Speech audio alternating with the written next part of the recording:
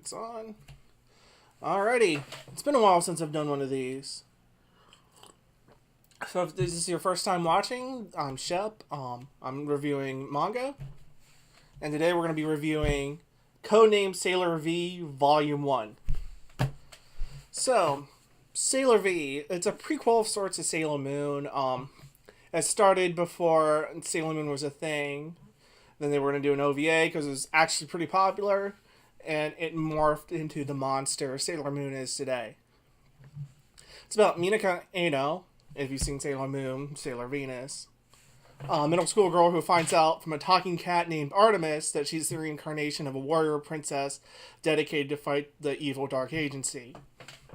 It follows her as she foils the Dark Agency schemes at Sailor V, which is, if you've seen Sailor Moon, Sailor V is the disguised form of Sailor Venus. It's a little repetitive and formulaic.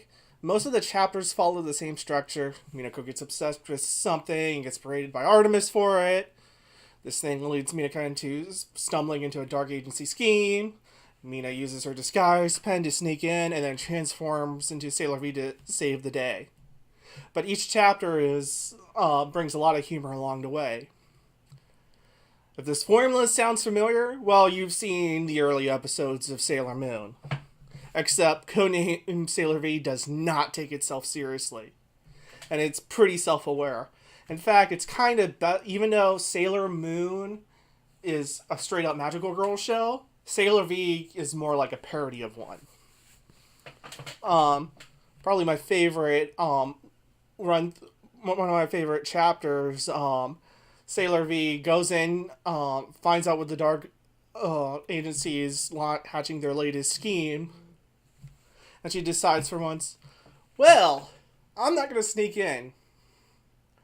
I'm going to transform into Rambo and kick the door down, because F this, hiding who I am BS.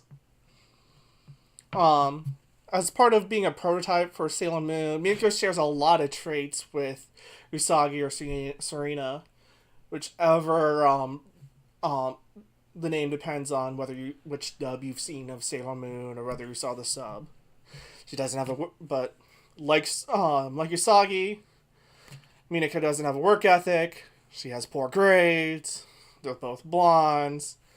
They both love sweets. They both love video games. But one of the key differences is Minaka is a lot more enthusiastic about being Sailor V than Usagi is about being Sailor Moon. A lot more enthusiastic. At one point, Artemis even berates Minako for using her powers to catch criminals instead of focusing on the Dark Agency. And even the police inspector starts berating her men because they're not doing a good enough job of catching criminals as compared to Sailor V.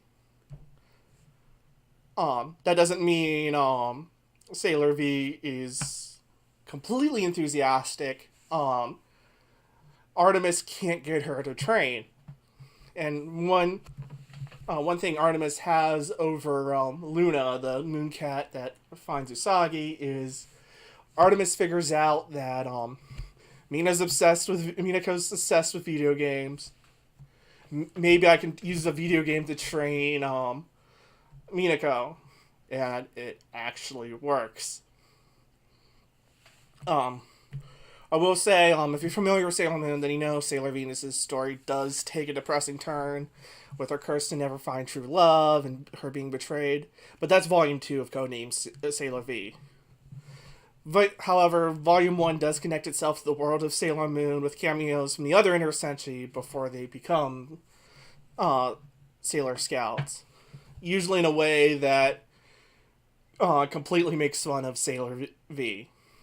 And it also reveals that the Dark Agency is working on the orders of the Dark Kingdom. It is formulaic. If you're looking for deep plots, this ain't what you're looking for.